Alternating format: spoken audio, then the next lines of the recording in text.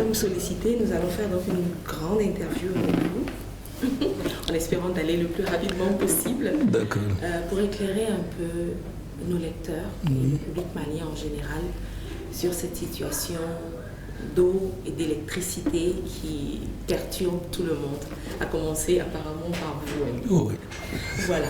Donc, vous êtes le ministre aujourd'hui qui est au cœur de toutes les attentions, on va même dire de toutes les frustrations du Mali. Oui. Le 21 avril dernier, vous étiez interpellé à l'Assemblée nationale, vous avez donné énormément d'informations. Est-ce que depuis, la situation s'est un peu améliorée? Oui, déjà je vous remercie de m'avoir donné encore une fois l'occasion d'expliquer la problématique d'accès des populations à l'eau potable et au service de l'électricité. Effectivement, depuis le 21, et après mon passage à l'Assemblée, je crois que la population pourra le témoigner, il y a eu une amélioration. Par rapport au service déjà de l'électricité, j'avais annoncé que nous étions en train de faire la mise en service de nouvelles centrales. Et déjà, il y a la première qui a été mise en service. Les deux autres sont en cours et leur mise en service est prévue pour la semaine prochaine. Mais j'ai eu quand même quelques échos favorables depuis quelques jours pour dire que les coupures ont beaucoup diminué. Maintenant, par rapport à l'eau, vous savez que l'opération citerne est une activité qu'on faisait avant. Mais le niveau du déficit de cette année a atteint des proportions très inquiétantes. Ce qui fait que c'est la première fois que cette opération citerne a été élargie sur la rive droite. Avant, l'opération se faisait uniquement sur la rive gauche. Les quartiers de Sikourouni, de Bankoni, de Boulkassoumbougou. Mais cette année, la même opération, nous avons été obligés de l'élargir sur les quartiers de Sabali-Bougou, des 1008 logements de Missabou et Mali Univers, beaucoup d'autres quartiers. C'est là, suite au niveau des températures. Et nous avons constaté malheureusement que certains forages qui débutaient avant n'ont plus d'eau. Les puits dans les familles ont tari, ce qui fait qu'en si peu de temps, le besoin a été multiplié par plusieurs chiffres. Et pour faire face à cela, la seule solution disponible dans l'immédiat, c'était de soulager les populations, envoyer des citernes partout, même là où il n'y a pas de réseau de la SOMA-GEP, de manière à ce que la population puisse avoir accès à l'eau potable et à titre gracieux.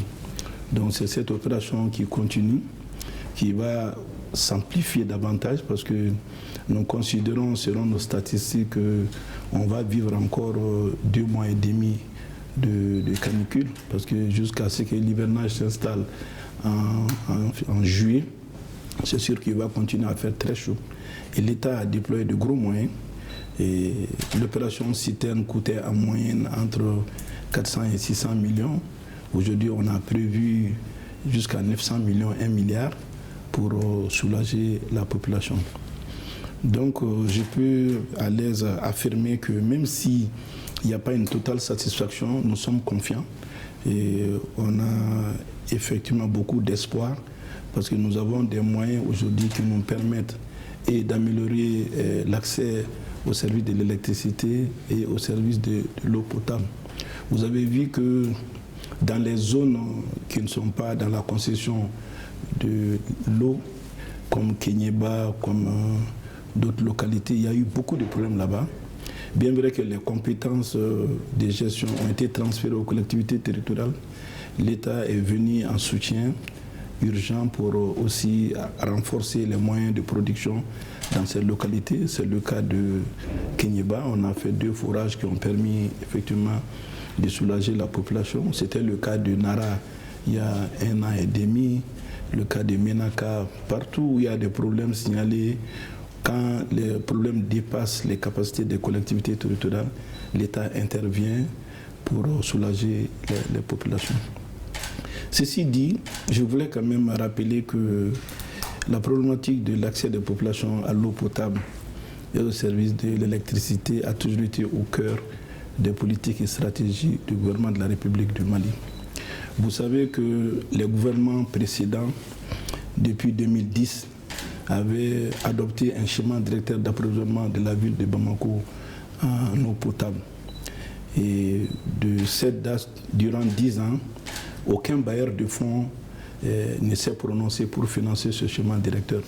C'est ce qui fait qu'en 2011, constatant l'absence totale d'investissement, l'État, le gouvernement a décidé de procéder à une autre étude de schéma directeur sur l'horizon 2032. Mais les raisons de l'absence de financement étaient surtout dues à la réforme du secteur de l'énergie qui avait été demandée par les bailleurs de fonds. Les bailleurs de fonds disaient qu'on ne peut pas financer l'eau et gérer le service de l'électricité avec ce financement. Donc ils avaient exigé de séparer les deux gestions. Et c'est cette réforme institutionnelle qui a eu lieu en 2010 qui a abouti dans un premier temps à la séparation du secteur de l'eau et de l'électricité et en second lieu à la création de deux sociétés d'eau. Une société de patrimoine chargée du développement du secteur et une société d'affermage chargée de l'exploitation et de la commercialisation de l'eau potable qui est la SOMAGEP. Et depuis que cette réforme a été adoptée, les bailleurs de fonds ont eu un grand engouement pour financer le secteur. C'est pourquoi de 2014 à fin 2015, le gouvernement du Mali a pu mobiliser le plus gros financement qu'il n'avait jamais eu depuis la création de notre République, 170 milliards de francs CFA, pour financer la première phase du plan directeur d'approvisionnement en eau potable de la ville de Bamako. Et le gouvernement a encore anticipé sur la seconde phase parce que le schéma directeur sera réalisé en 4 phases. La première phase, le financement est déjà bouclé. Vous avez dû voir lors de ma dernière sortie sur le terrain, j'ai visité le chantier.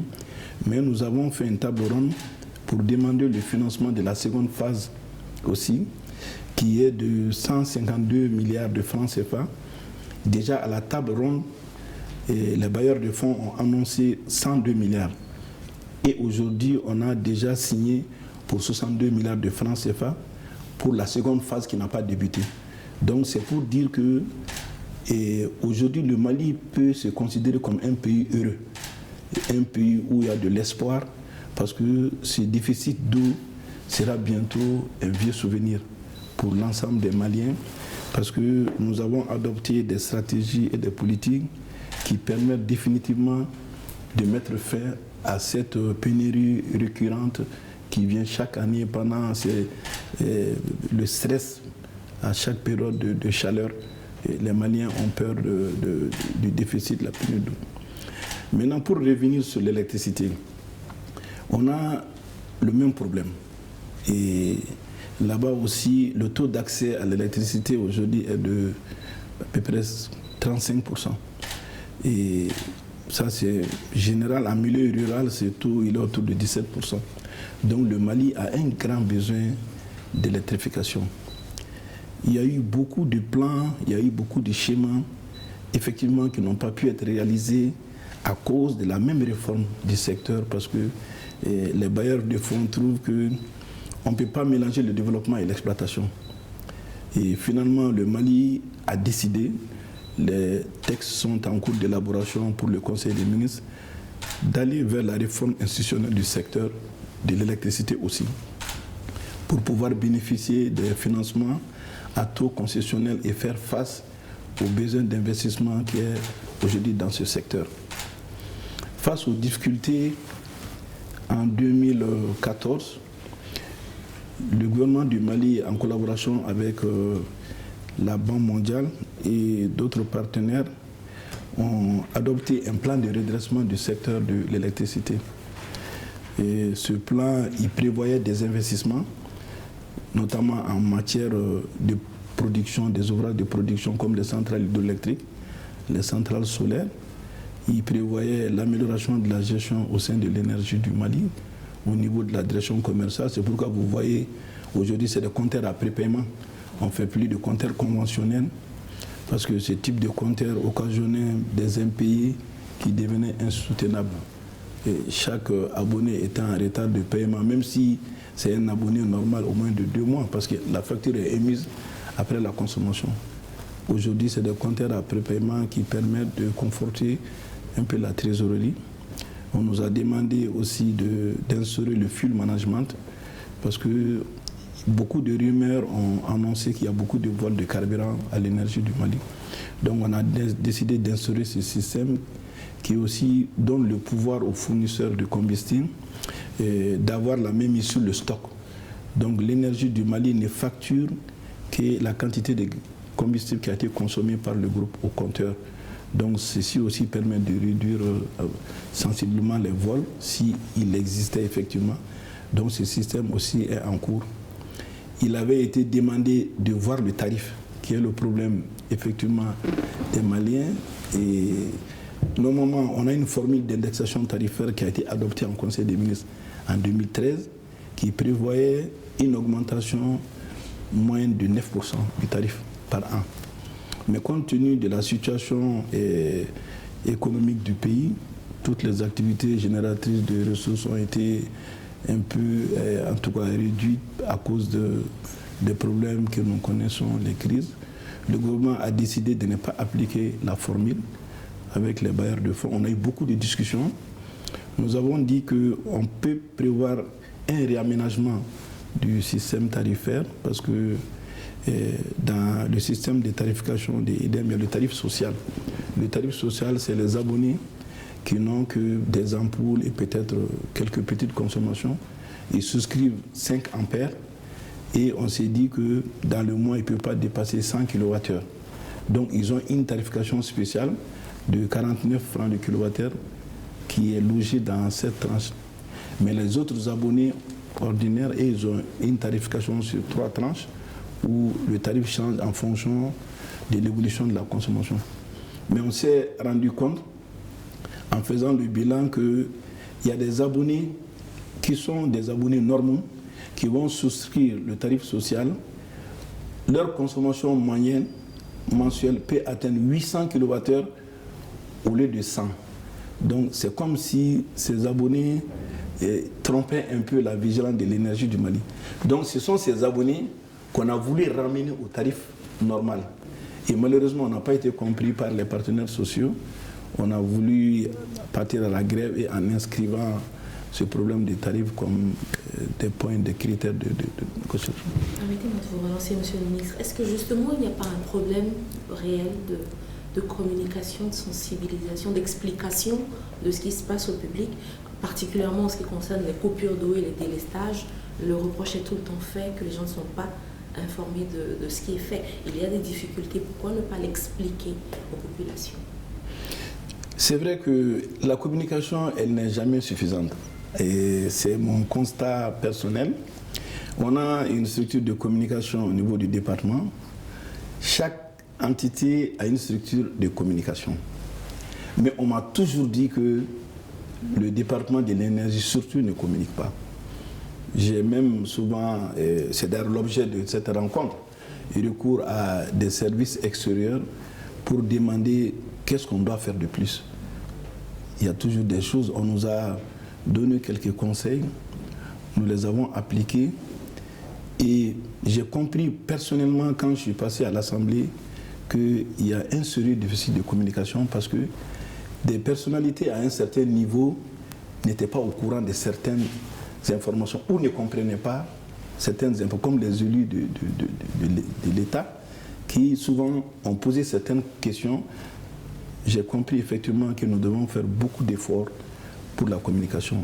Et moi, je compte sur vous et à travers ces échanges que nous sommes en train de faire pour être aussi un relais de communication pour le département.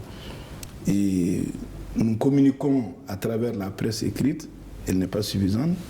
Nous communiquons à travers les radios de proximité et j'ai même demandé à EDM aujourd'hui de voir les systèmes SMS pour les pannes qui arrivent dès que le courant est coupé, que l'abonné sache c'est dû à quoi et à quel moment il y aura la reprise. On peut donner un temps prévisionnel de reprise de service. Donc ça, je reconnais que c'est quelque chose qu'on doit améliorer, la communication. Vous avez parlé d'investissement, d'une amélioration à venir. On parle de Kabbalah qui ne sera pas opérationnel avant 2018, mais en attendant. En attendant, l'État a pris des dispositions pour des mesures d'urgence.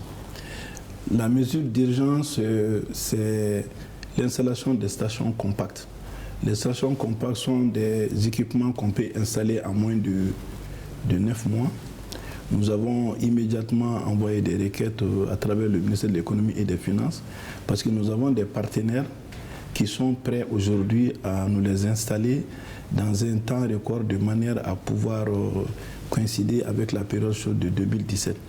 Ça, c'est effectivement la solution que nous avons adoptée au niveau du département. Et cette solution sera toujours accompagnée par l'opération citerne. Parce que de toutes les façons, le réseau SOMAGEP ne couvre pas l'ensemble du district de Bamako. Il y a des zones et des quartiers périphériques de Bamako qui n'ont pas de tuyauterie de la SOMAGEP. Donc nous sommes obligés, en période de forte chaleur, de continuer à soulager ces populations avec l'opération citerne. Voilà les mesures d'urgence que nous proposons d'ici 2018 pour au moins diminuer le déficit d'eau au niveau de la capitale. Ces deux entités, la SOMAGEP, EDM, appartiennent en grande partie à l'État. L'ouverture du marché ne serait-elle pas une solution? C'est déjà ouvert au niveau de l'eau. Au niveau de l'eau, le capital de la SOMAGEP est déjà ouvert. La SOMAPEP est une société de patrimoine. C'est fait exprès, c'est pour que les bailleurs de fonds puissent octroyer des financements à tout concessionnaire. Et la même chose est en train de se faire pour l'énergie du Mali. Parce que c'est à ce niveau qu'on manque sérieusement de financement. Vous savez qu'en 2 ans, on a signé des conventions de concession pour la construction d'une centrale solaire à Ségou, et une centrale solaire à Kita, une centrale hydroélectrique à Kenyi. Mais le dossier se déroule normalement, mais pas à souhait pour nous. Donc nous sentons, sans que ça soit dit, que c'est l'absence de la réforme du secteur qui fait que même les conventions signées tardent à se mettre en place. Et nous pensons aujourd'hui que l'ouverture du secteur de l'eau et de l'électricité est nécessaire, mais je voudrais ajouter que la production d'énergie aussi a été ouverte depuis 2000. Suite au texte réglementaire législatif de notre pays, n'importe quel privé peut venir s'installer au Mali et en faisant la production et la vente d'énergie. Le secteur a été ouvert. D'accord. On va peut-être une dernière question par rapport aux perspectives. On est dans le court terme 2018 et au-delà. On a beaucoup parlé de Bamako, vous avez cité effectivement quelques localités, j'aime pas cette appellation, mais dans le sud. Au nord également, il y a énormément de besoins. Qu'est-ce qui est prévu? Vous savez que le périmètre de la SOMAGEP, il y a 18 localités. Les grandes agglomérations, les régions, toutes les régions du nord font partie du périmètre concédé à la SOMAGEP. Et nous avons un plan directeur pour l'ensemble de ces régions qui est en cours aussi d'élaboration. Le schéma directeur dont je fais allusion concerne Bamako. Mais pour l'ensemble du territoire, ce schéma aussi est en cours d'élaboration. Et il faut reconnaître que dans l'approvisionnement en eau potable de nos localités hors de Bamako, l'approvisionnement est beaucoup financé par nos bailleurs de fonds. Nos partenaires danois, suédois, allemands, ils participent beaucoup au développement des ouvrages de production d'eau potable dans ces localités. Donc c'est des zones qui ne sont pas oubliées. Leur chemin directeur comme celui de Bamako, c'est sûr qu'il va aller jusqu'à l'horizon 2032. Celui de Bamako, c'est l'horizon 2032. Le plan d'investissement optimal, du secteur de l'énergie, c'est 2035. Ce schéma aussi est conçu. Donc nous suivons effectivement ces schémas directeurs pour le développement des deux secteurs. On a oublié de parler de l'électrification rurale. Il y a la Madère aussi. Nous avons senti lors de mon passage à l'Assemblée que la conception générale, c'est que la Madère est un échec. Mais j'ai dit que la Madère est une première excellente qui avait un objectif. L'objectif, c'était d'augmenter le taux d'accès de la population rurale à l'électricité. Et cela a été fait. Parce que entre 2006 et 2012, d'un taux de 1%, on est monté jusqu'à 17%. Bien vrai que le service n'est pas accessible à toute la population, mais il y avait quand même la présence de l'énergie. C'était le premier objectif. Aujourd'hui, on se rend compte que le besoin dans ces centres-là est tel qu'il faut avoir d'abord une énergie à faible coût et avec un service continu. C'est pourquoi, avec la Banque mondiale, nous avons décidé de concevoir un autre projet qu'on appelle le projet des centrales hybrides. Donc la Banque mondiale a financé 50 localités du Mali. Nous allons hybrider les centrales existantes.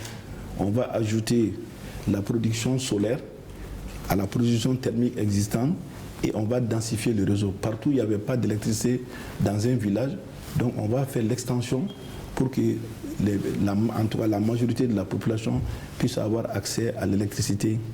Le fait qu'on ajoute les panneaux solaires, donc il y a une partie de la production qui sera faite dans la journée sans la participation du combustible.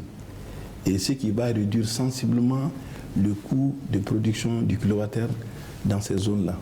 Donc c'est cette stratégie qui est en cours actuellement.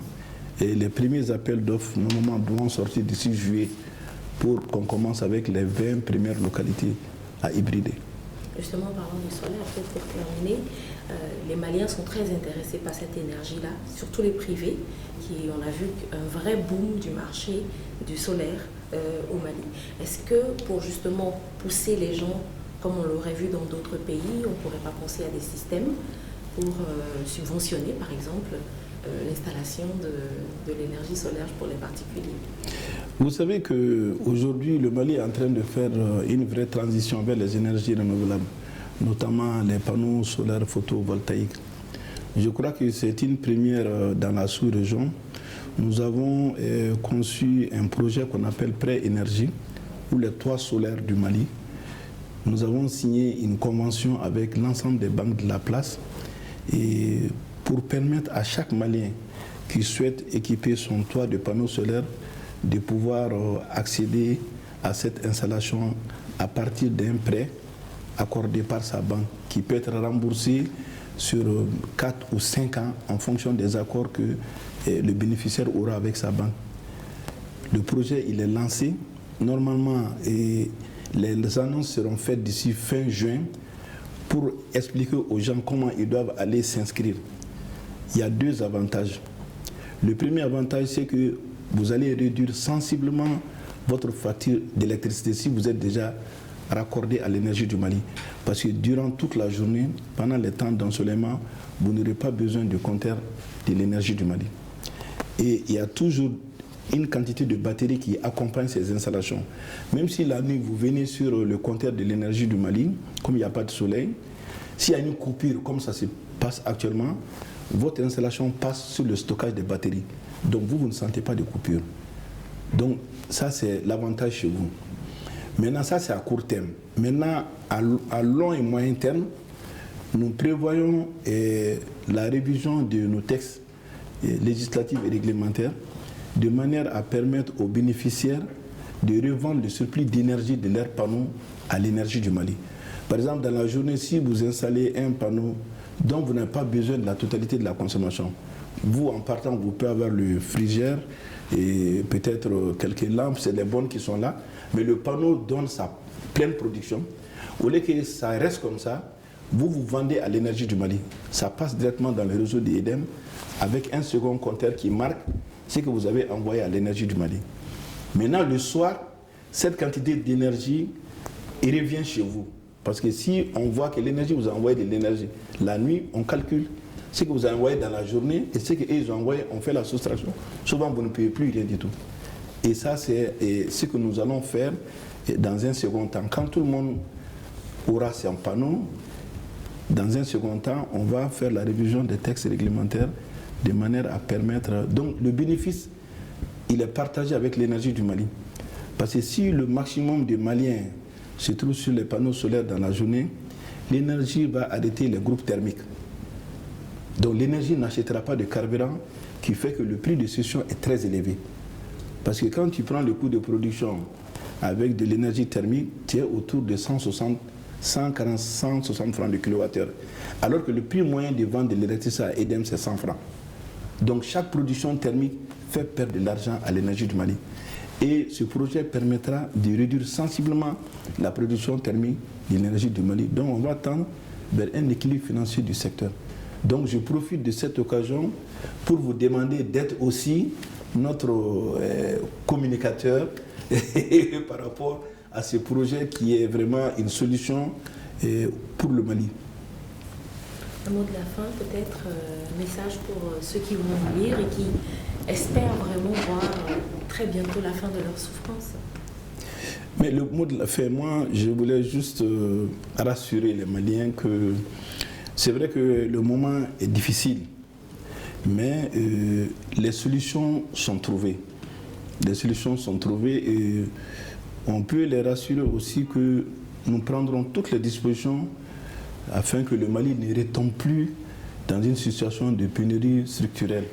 Parce que c'est le non-respect des plans directeurs, des schémas directeurs qui fait qu'un pays tombe dans une situation que nous sommes en train de le vivre aujourd'hui. Et je remercie tout le monde pour leur patience et leur compréhension.